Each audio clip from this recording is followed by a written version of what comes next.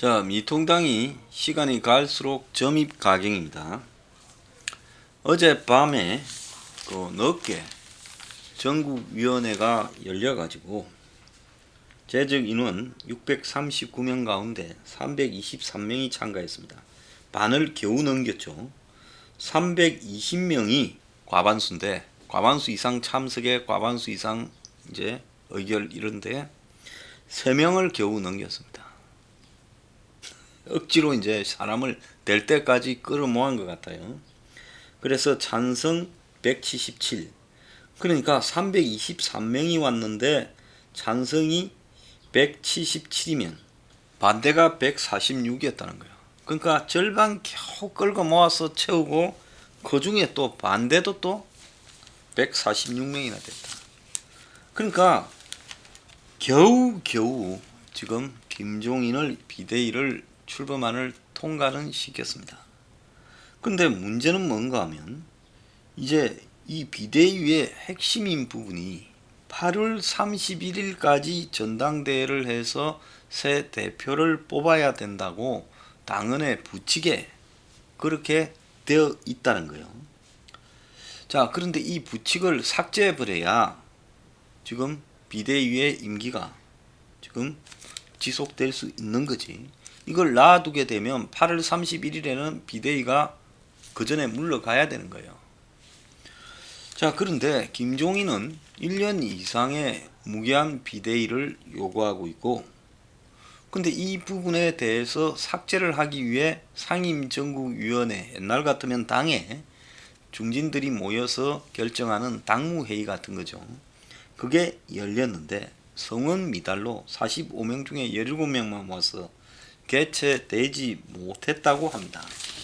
자, 그런데 조경태, 김태흠 등 김종인을 반대하는 당의 중진들, 당권을 노리는 사람들이, 개파의 수장들이 시도당 위원장들한테 가지 말라고 불참을 또 독려했다는 거예요. 그래서 김종인의 임기를 장기간 보장해 줄 수 있는 전국위원회에서 당헌 부칙 개정이 불발이 되어버렸어요. 이걸 못한 상태로 지금 그냥 전국위원회만 열어가지고 비대위를 의결해버렸다는 겁니다.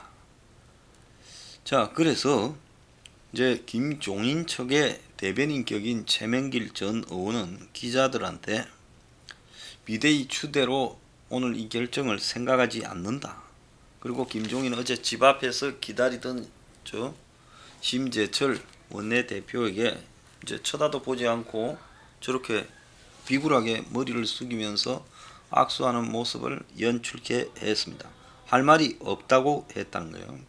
그리고는 어제 집에 들어가서 사무총장인 김재원과 심재철이 김종인과 함께 와인 석 잔을 마셨다. 이렇게 지금 이야기를 나오고 있습니다.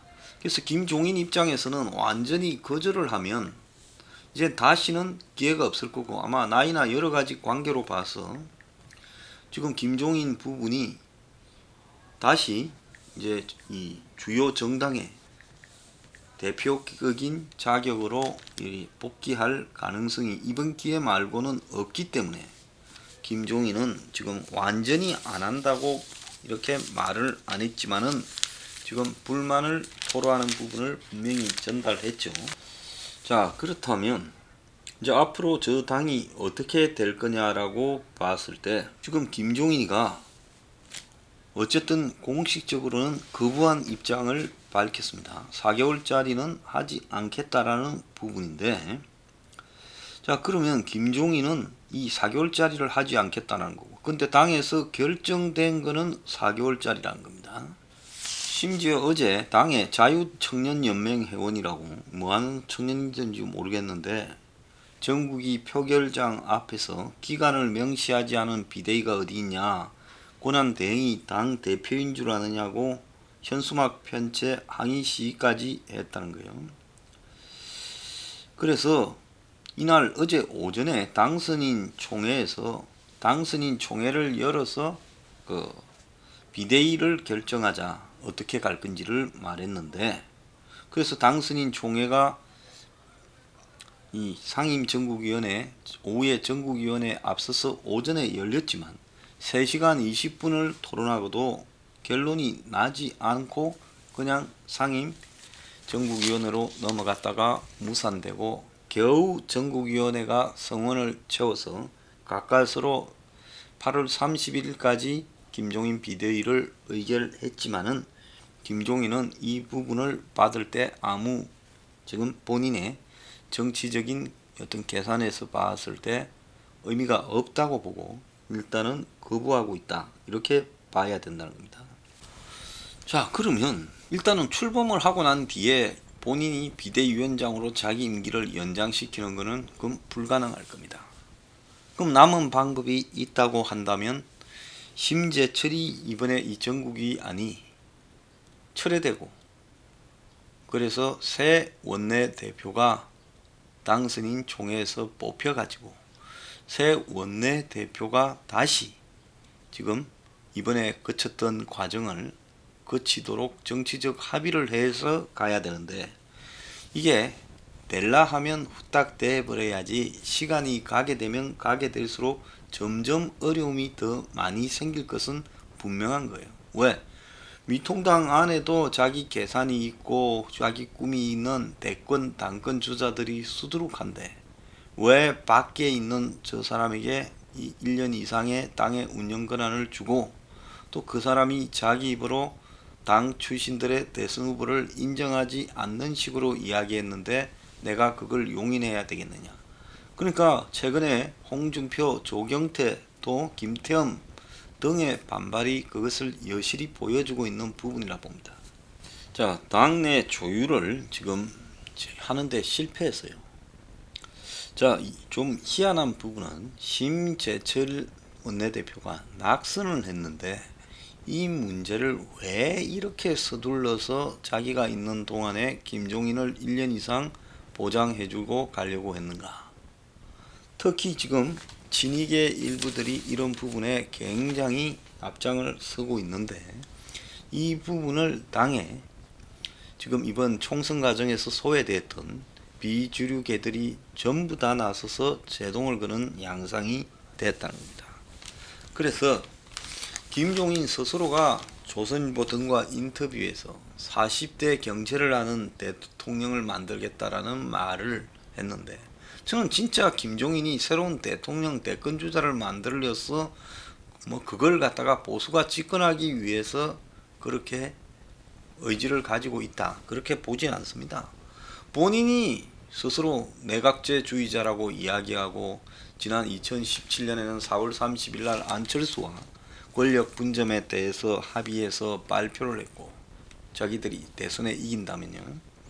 마찬가지로 지금도 김종인은 본인이 권력 분점에 의한 어떤 역할을 할 것이다 라는 의지를 감추지 않고 있는 상황입니다. 그런 김종인이 미통당이 다음 대선을 치러서 대선에서 승리하도록 힘을 모은다.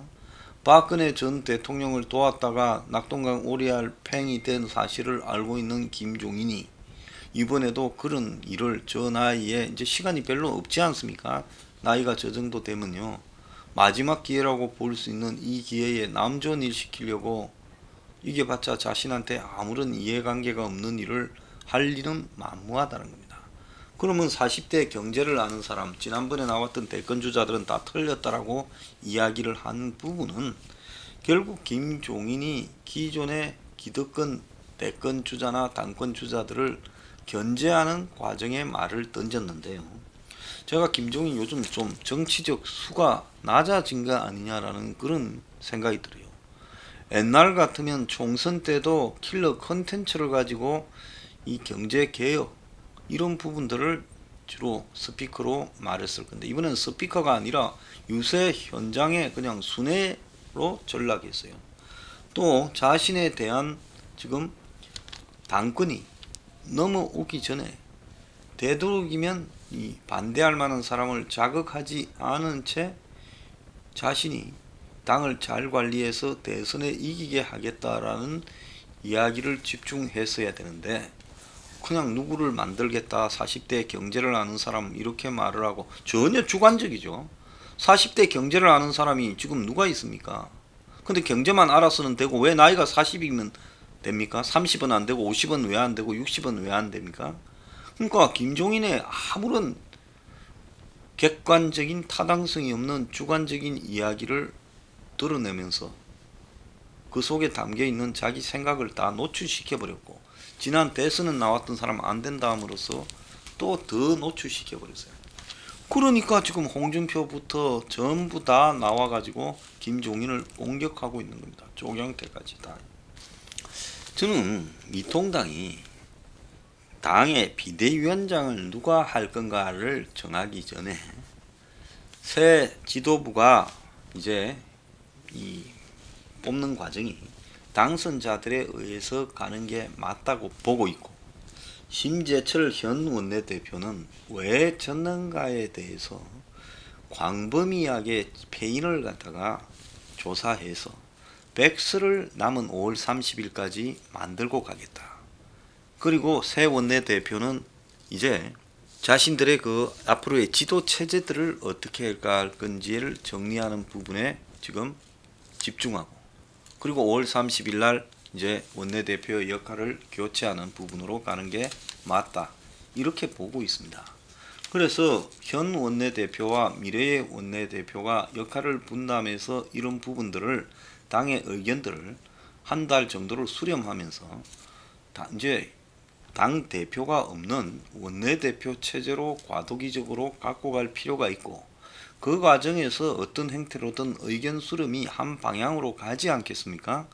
그렇게 된 단계에서 비대위원장을 가든지 뭘 해야 된다, 이렇게 보는데요. 또 더 나아가서 중요한 것은 지금 왜 졌는가에 대한 명확한 원인 분석이 철저하고 처절하게 백서라도 나와가지고 이 잘못들이 반복되지 않도록 하는 부분에 대한 지금 정리가 필요하다는 겁니다. 자, 지금 부정선거를 가지고 필드에 있는 사람들은 떠들고 있어요. 당에서는 말을 안 합니다. 이걸 말하지 마라고 합니다. 이 부분에도 정리를 해야 돼요. 자, 뭐 어떤 부분은 선관위가 좀 잘못한 부분이 있다. 그런데 이 부분이 결정적이냐 아니냐를 판단해서 말을 해야 돼요.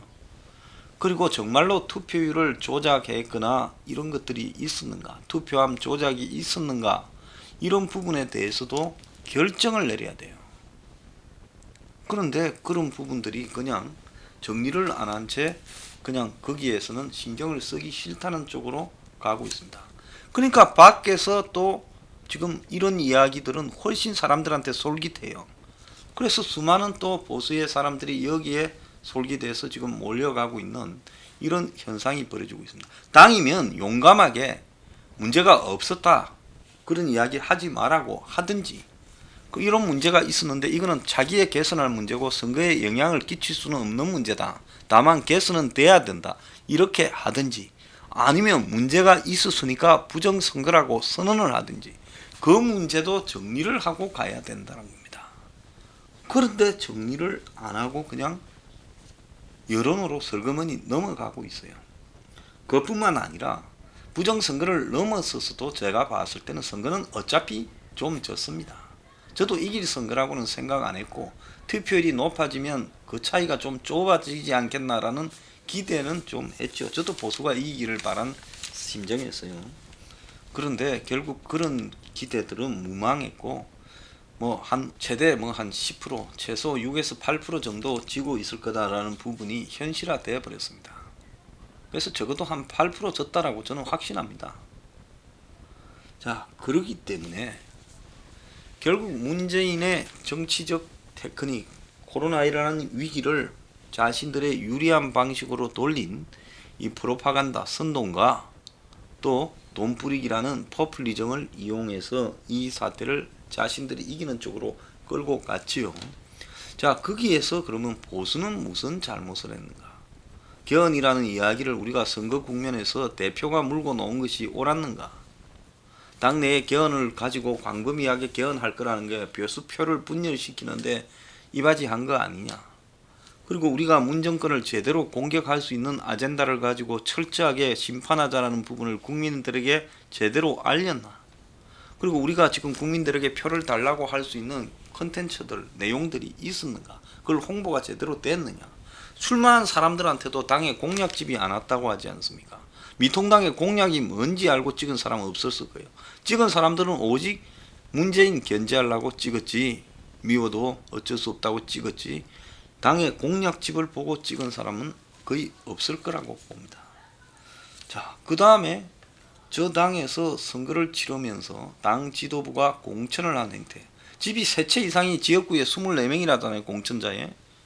이게 제가 그렇게 걸러라 했지 않습니까? 부동산 투기나 위장 전입을요.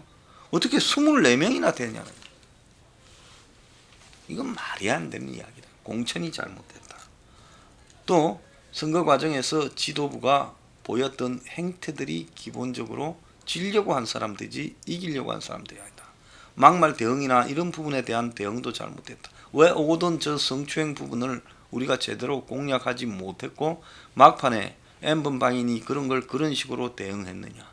자, 이런 부분에 대해 백서를 한 건이 아니라 시리즈를 만들어도 충분할 만큼의 내용이 쌓였을 건데 왜 침묵했느냐는 이야기입니다. 정말 한심한 일이 아닐 수 없습니다. 그래서요, 웬만하면 미통당 일은 언급 안 하려고 하지만 잘못은 분명히 짚어야 국민들이 저 당을 버리고 새로운 길을 모색하든지 할 거 아닙니까? 자, 저 당요, 제가 봤을 때 김종인 비대위 저 4개월짜리로 김종인이 가려고 하지 않을 겁니다. 자, 그러면 좀 더 보류하면서 이제 다시 어떻게 8월 31일 전대 조항을 삭제하느냐라는 부분, 그래서 이제 그런 부분의 논란 속으로 더 빠져들 거라고 보고 있습니다. 자, 자신들의 패인조차도 한번 짚지 못하고 자기 권력 싸움에 매몰되는 저런 사람. 자, 저런 사람들이 대한민국의 야당을 하고 있습니다.